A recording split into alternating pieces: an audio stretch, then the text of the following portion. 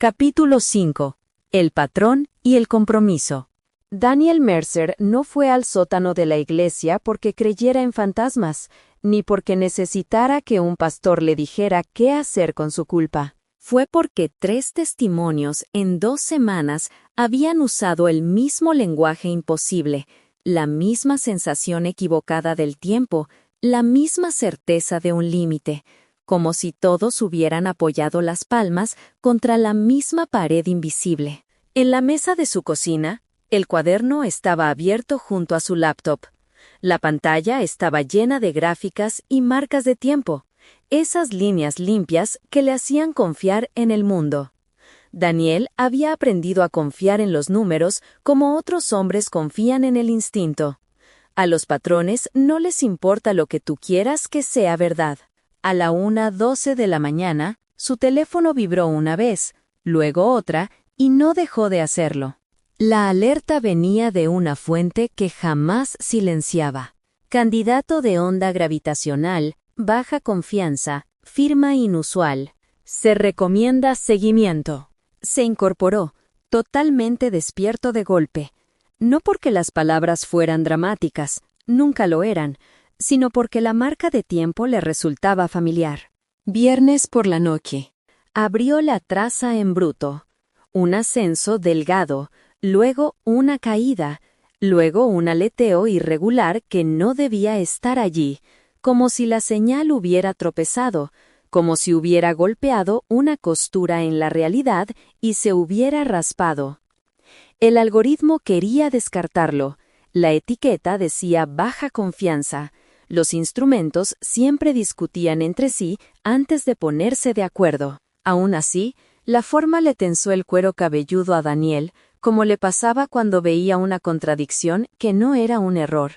Abrió una segunda ventana, y luego una tercera, emparejando relojes entre sistemas, alineando las fuentes como siempre hacía cuando sospechaba ruido. La anomalía no desapareció cuando limpió los datos. Se volvió más clara, y entonces notó lo que le secó la garganta. El aleteo de la señal coincidía con una secuencia que ya había visto antes, no en el espacio, no en un laboratorio, sino en el lenguaje, en la forma en que ciertas personas describían el instante en que se dieron cuenta de que el tiempo no estaba funcionando bien, una ausencia definida, un instante eterno. La sensación de estar del otro lado de algo. Se quedó mirando la pantalla hasta que las líneas se le borrosaron. La parte racional intentó reducirlo a algo seguro. Vibración del equipo, interferencia local, un encogimiento de hombros cósmico. La parte de él que había estado sentado en ese sótano, observando los rostros mientras escuchaban, lo sabía mejor. Cuando el mundo se repite a sí mismo en formas distintas, no está pidiendo tu permiso para creerlo. Daniel cerró la laptop y agarró sus llaves. Si esto no era nada, podía vivir con eso. Si era algo, y estaba metiéndose en un pueblo como Ashford, necesitaba estar en el único lugar donde la gente ya estaba diciendo en voz alta lo que los demás todavía tenían miedo de nombrar. Abajo, el sótano había sido reorganizado. Ya no había círculo. Ahora había filas, apretadas y prácticas, con un pasillo angosto en medio y sillas extra apiladas contra la pared como una admisión silenciosa de que la sala ya no podía fingir que era pequeña. La gente entraba y escogía asiento como se escoge asiento en un tribunal, con cuidado, separados cuando podían, con los hombros firmes cuando no. Cada vez más visitantes empezaban a parecer habituales, y los habituales empezaban a parecer que pertenecían allí. Daniel se deslizó a la última fila, cuaderno sobre la rodilla. Elías se quedó cerca de atrás, solo el tiempo suficiente para dar la bienvenida. No estaba por encima de nadie, solo era responsable de lo que venía después. Luego caminó hasta el púlpito con la Biblia. Si necesitas hablar esta noche, dijo, no te convenzas de no hacerlo. Un hombre, cerca del pasillo, alzó la mano apenas, como pidiendo permiso para respirar. Me llamo David Harper, dijo. David Harper se aclaró la garganta y mantuvo los ojos bajos, como si no confiara en que se le mantuvieran firmes. «Voy a hacerlo rápido», dijo. «No estoy aquí por atención, y estoy llorando para que le llegue a quien lo necesite». Tragó saliva una vez. «Una noche me dormí y desperté en un lugar completamente negro. No una oscuridad normal, oscuridad por todas partes, y el miedo sobre mí, como si fuera un peso. No podía oír nada, no podía ver nada, solo una desesperanza, como si el aire mismo me estuviera diciendo, no hay salida». Luego fue como si empezaran a encenderse reflectores, dijo David, tensándose la voz. Aparecieron personas alrededor de mí, separadas unas de otras, y no podíamos vernos bien, no podíamos alcanzarnos. Intenté gritar, pero nadie me oyó.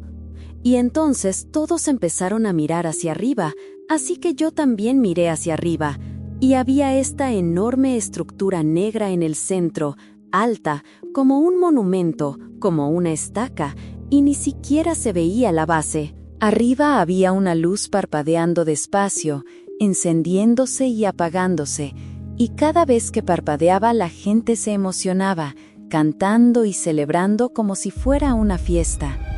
Recuerdo haber pensado, ¿qué les pasa? ¿Por qué no tienen miedo? Ni siquiera saben dónde están. Se le secó la boca. El parpadeo se hizo más y más rápido, hasta que se quedó encendido, fijo.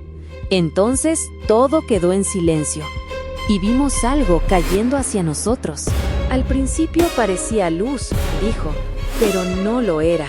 Cuando tocó mi piel, al principio no lo sentí, pero vi lo que hacía. Mi piel empezó a deshacerse, como si se la estuvieran comiendo.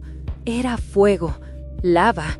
Y entonces alguien gritó, un grito de mujer, el sonido más horrible que he oído en mi vida, y fue como una reacción en cadena. Dejó de ser gotas y se volvió un derrame, como un río, como una inundación, y llenó todo el lugar. Cuerpos por todas partes, un océano de cuerpos, y era como si la carne ya no estuviera, y lo único que se veía fueran almas, ojos abiertos, bocas abiertas, apiladas, alma sobre alma, moviéndose allí. Y yo supe dónde estaba. Las manos de David se apretaron, nudillos pálidos. Cuando desperté, no entendía por qué Dios me mostraría eso, porque yo crecí en la iglesia. Pero entonces el Señor me trajo de vuelta mi propia historia. De los 8 a los 11 fui abusado sexualmente. Y cargué cosas que no sabía ni cómo nombrar. Y no sabía cómo se suponía que se veía el amor. Y el enemigo usó eso. Plantó una semilla temprano y creció en secreto. Tomó aire, y la voz se le bajó. Y sí, parte de lo que he batallado es la homosexualidad. Parpadeó con fuerza. No digo eso para tirarle piedras a nadie. Lo digo porque creo que Dios me mostró en qué termina mi camino si sigo andándolo. Así que le ruego a quien me esté oyendo, dijo David, levantando la vista ahora, urgente, no dejes que el mundo, o tu teléfono, o tus sentimientos escriban tu identidad.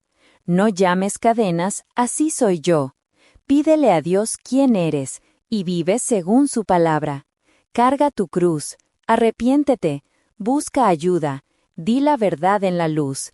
Dios es real, el diablo es real, el cielo es real, el infierno es real. Y si Dios te está advirtiendo, es misericordia, porque todavía te está dando aliento para darte la vuelta. La sala contuvo el aliento después de que David habló.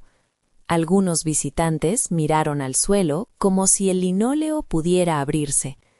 No era solo la visión, la lava cayendo y comiéndose la piel, las almas desnudas hundiéndose en un océano de fuego, sino la parte sobre ese tipo de amor, el tipo de cadenas que David dijo que arrastraban a la gente allá abajo. Rina sintió que se le cerraba la garganta. ¿Bastaba eso para condenar a alguien? La pregunta quedó sin decir, espesa como el aire húmedo. Elías dejó que el silencio reposara, sin apurarlo. Unos cuantos se movieron, abrigos rozando. Alguien tosió una vez, seca y nerviosa. Entonces, una mujer cerca de la mitad se levantó despacio, como si ponerse de pie necesitara permiso de sus propios huesos. Tendría finales de los 30, quizá principios de los 40, cabello oscuro recogido tirante, rostro pálido pero sereno, ojos enrojecidos pero firmes. Llevaba un suéter gris sencillo y jeans, nada que llamara la atención, y aún así todas las cabezas se volvieron. No traía notas ni Biblia, solo a sí misma y el peso que había arrastrado por esas escaleras. Elías se levantó a medias, señalándole el atril por si lo quería. Ella negó una vez. No, hablaría desde donde estaba. «Me llamo Sarah Thompson», dijo. Su voz era baja, casi conversacional al principio, como si le contara a una vecina un mal sueño. «Manejé 3 horas para estar aquí esta noche. Vi uno de sus volantes pegado en una bomba de gasolina a las afueras de Knoxville. La palabra infierno me llamó la atención. Casi seguí de largo, pero algo me dijo, da la vuelta. Así que aquí estoy». Se oyeron algunos murmullos, suaves, comprensivos. La señora Hanley asintió una vez, como si reconociera ese impulso de huir y aún así volver. Sarah tomó un aire que tembló en los bordes. «No estoy aquí porque vi a mi marido muerto o a mi mamá en la ventana. Estoy aquí porque fui a un lugar peor. Y regresé, pero no antes de pagar un precio que todavía siento en los huesos». Hizo una pausa, recorriendo el círculo con la mirada, encontrándose con ojos sin apartarse. «Crecí yendo a la iglesia de vez en cuando. Grupo de jóvenes, campamento bíblico, lo normal. Pero en la secundaria me dio curiosidad, demasiada curiosidad. Tableros Ouija en pijamadas, cartas del tarot, hechicitos de libros que encontraba en Internet. Se sentía como poder, como si por fin yo controlara algo». Sus dedos se enredaron una vez y luego se quedaron quietos. «A comienzos de mis 20 me metí más profundo. Me casé con un hombre que creía las mismas cosas que yo. Lo llamábamos luciferianismo. Le poníamos un nombre iluminado, espiritual, no adoración al diablo. Pero eso era. Leíamos los libros, hacíamos los rituales, cantábamos nombres, ofrecíamos sangre. Y una noche, en 2006, bajo una luna roja, hice el pacto». La palabra quedó colgando. Pacto. Varias personas inhalaron con fuerza. Mark, en la última fila, se inclinó un poco hacia adelante, codos en las rodillas, ojos clavados en ella. «Dije las palabras en voz alta», continuó Sarah. «Ofrecí mi alma. Creí que estaba haciendo un trueque hacia arriba, poder, conocimiento, libertad. Creí que podía irme cuando quisiera». Se le quebró la voz en la última palabra. Tragó saliva, fuerte. «Me equivoqué». Las luces zumbaban más fuerte, o quizás solo se sentía así. «Esa misma noche», dijo, «mi alma salió de mi cuerpo. No morí, no como la gente piensa. Solo me separé. Un segundo estaba acostada en la cama. Al siguiente estaba cayendo, arrastrada hacia abajo por cosas con garras. No manos, garras. Se me clavaban y jalaban, sin luz, sin túnel, solo negro, un negro espeso que apretaba hasta que no podía respirar, salvo que ya no estaba respirando. Cerró los ojos un segundo y los volvió a abrir. Cuando se detuvo, yo estaba allí. El infierno, no un concepto, no un sentimiento, un lugar real. Negro total, pero yo podía ver, porque querían que yo viera. Fuego por todas partes, pero no fuego normal. Ardía sin luz, sin fin. Mi piel se desprendía por capas, se derretía, volvía a crecer solo para arder otra vez. El dolor no era punzante, era profundo, interminable, como si cada arrepentimiento que yo hubiera tenido se hubiera vuelto ácido en mis venas. Una mujer en la primera fila se tapó la boca. La madre de Samuel lo atrajo hacia ella sin pensarlo. «¿Y los gritos?», dijo Sarah. «Los míos, los de otros, por todas partes, sin descanso, sin sueño, sin pausa, solo tormento sobre tormento. Bichos enormes, negros, se me arrastraban encima, se metían, comían. Demonios desgarraban lo que quedaba, riéndose como si fuera chistoso. Decían: tú quisiste esto, tú nos llamaste, tú hiciste el pacto». Me dijeron que nunca volvería a ver a mi familia. Nunca vería luz. Nunca escaparía. Se detuvo, respiración corta. Elías la observó con cuidado, listo para intervenir si lo necesitaba, pero ella negó con la cabeza. No, iba a terminar. Escuché voces que reconocía. Continuó, más bajo ahora. Famosas.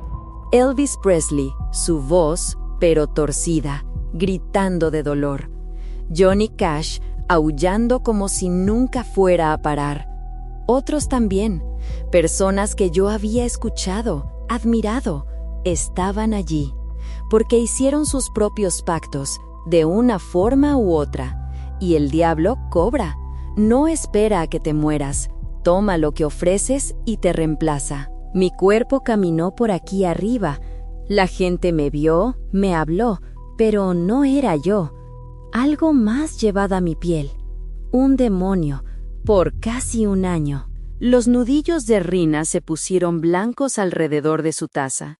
Daniel Mercer, en la última fila, dejó de escribir. Su pluma quedó suspendida, inmóvil. La gente mirada, bocas abiertas. La voz de Sarah se afinó. Supliqué. Grité pidiendo morir. Pero la muerte no llega 2 veces. Y entonces, luz. Una mano atravesó la oscuridad, con cicatrices, fuerte, suave. Jesús. No dijo mucho, solo tomó mi mano. El fuego retrocedió. Los demonios huyeron chillando. Los bichos se dispersaron. El dolor cedió. Me jaló hacia arriba, de vuelta a través del negro, cada vez más rápido, hasta que me estrellé otra vez dentro de mi cuerpo. Se limpió la cara con la manga. Desperté en el piso. Mi familia estaba allí. Mamá, papá, mis hermanos. Habían orado por mí durante meses. Sabían que algo estaba mal. Quemaron incienso, mirra, me ungieron con aceite. Y cuando el humo subió, vi llamas, no fuego del infierno, fuego santo, y me quebré. Lloré, le pedí perdón a Jesús una y otra vez. Él habló una vez: todo va a estar bien, da testimonio. Diles lo que esperas si se apartan. Diles el costo de adorar a cualquier cosa que no sea a mí. Sarah miró alrededor del círculo otra vez, más despacio. He visto a gente que creía estar segura, cristianos que vivían para el mundo, bebiendo, apostando, persiguiendo placer, llenándose la cabeza de oscuridad mientras decían gracias por la comida. Creían que una oración bastaba. No bastaba.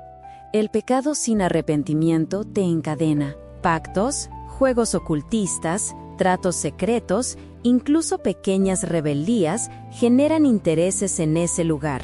Tomó un último aire. El infierno es real. Es tormento sin descanso, carne ardiendo, cosas que devoran, voces burlonas, oscuridad eterna. Cortado de Dios, del amor, de la esperanza. Pero Jesús vino por mí. Puede venir por cualquiera. Si estás jugando con eso, detente. Si estás huyendo, regresa. Si le has prometido algo a la oscuridad, renúncialo. Clama su nombre, Su mano es más fuerte. Se sentó. La sala quedó en silencio un largo instante. Nadie aplaudió. Nadie se apresuró a hablar. Algunos lloraron en silencio. Elías agachó la cabeza primero y los demás lo siguieron. Oró, breve, sencillo, firme. Por misericordia, por romper cadenas, por ojos abiertos mientras quedara aliento. Cuando terminó, Sara se quedó sentada, los hombros caídos como si hubiera cargado esas palabras demasiado tiempo. La gente se levantó despacio. Algunos le tocaron el hombro al pasar, murmurando gracias o simplemente Dios te bendiga. Samuel se quedó cerca de las escaleras mirándola. Daniel cerró su cuaderno con un chasquido suave, con la mirada lejos, como si estuviera recalculando algo fundamental. Afuera, el aire nocturno estaba fresco y claro, casi amable. Pero Ashford no se sentía limpiado. Se sentía marcado, como un pueblo que había oído una advertencia de más y ya no podía dejar de oírla. Elías cerró con llave la puerta detrás de la última persona y se quedó en los escalones mirando la cresta de las colinas negra contra las estrellas. En algún lugar más allá, el complejo de investigación dormía bajo su nombre inofensivo. Más cerca, un límite se había adelgazado otra vez. No sabía cuánto tiempo más el sótano podría sostenerlos a todos. Solo sabía que no podían dejar de venir. No ahora. No mientras la puerta todavía estuviera entreabierta.